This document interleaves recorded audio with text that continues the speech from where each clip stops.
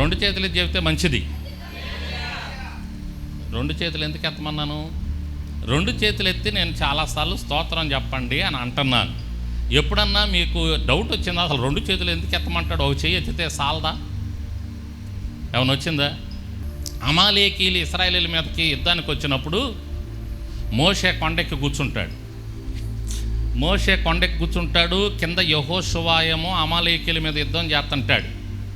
అప్పుడు మోషే రెండు చేతులు ఎత్తితేనేమో యెహోషువ గెలుస్తున్నాడు, కింద చేతులు దించితేనేమో అమాలేకీలు గెలుస్తున్నారు. అర్థమవుతుందా? మోషే ఒక చెయ్యి కాదు, రెండు చేతులు ఎత్తుతున్నాడు. మోషే రెండు చేతులు ఎత్తినప్పుడేమో యెహోషువ గెలుస్తున్నాడు, అంటే వీళ్ళ తరపున వాళ్ళు గెలుస్తున్నారు. ఆ చేతులు దించినప్పుడేమో అమాలేకీలు గెలుస్తున్నారు. ఇప్పుడు ఎంతసేపు ఎత్తి పెడతాడు చెప్పండి? గోడలు నిప్పులు పుడతాయి పాపం మోషేకి, ఎత్తి ఎత్తి ఎత్తి.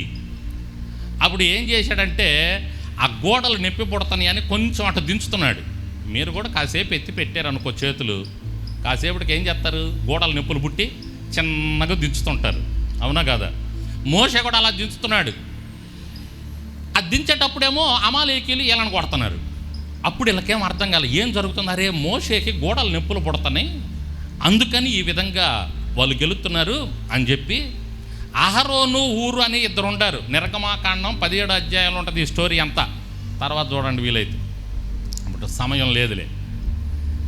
ఈ అహరోను ఊరులు ఏం చేశారంటే గబగబా కొండ మీదకి వెళ్ళిపోయి మోషేను కూర్చోబెట్టి ఇటొకళ్ళు పట్టుకున్నారు ఒక రెక్క, అటొకళ్ళు పట్టుకున్నారు ఒక రెక్క. రెండు చేతులు ఎత్తాడు అప్పుడు మోషే, దేవునికి స్తోత్రం.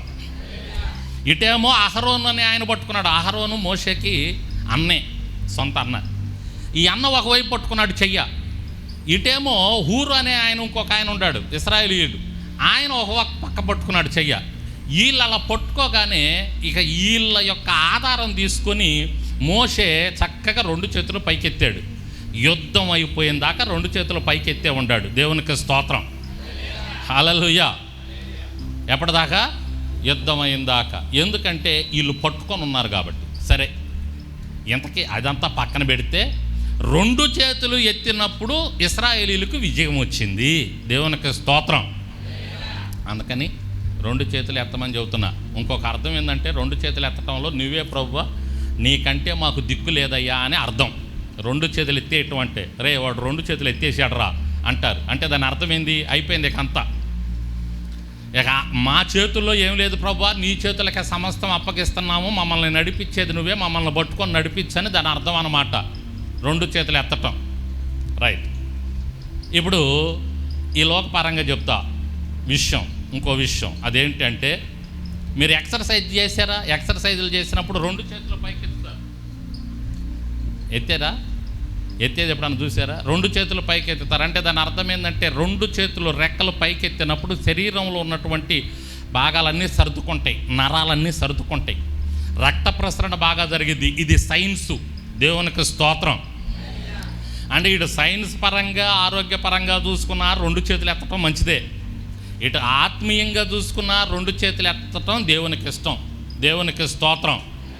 అందుకని రెండు చేతులు ఎత్తి స్తోత్రాలు చెప్పమని చెప్తా ఉంటా. ఇప్పుడన్నా అర్థమైందా? ఇప్పుడు వెళ్ళి మళ్ళీ ఇంకోసారి రెండు చేతులు ఎత్తి స్తోత్రం చెప్పండి, గట్టిగా చెప్పండి, హల్లెలూయా.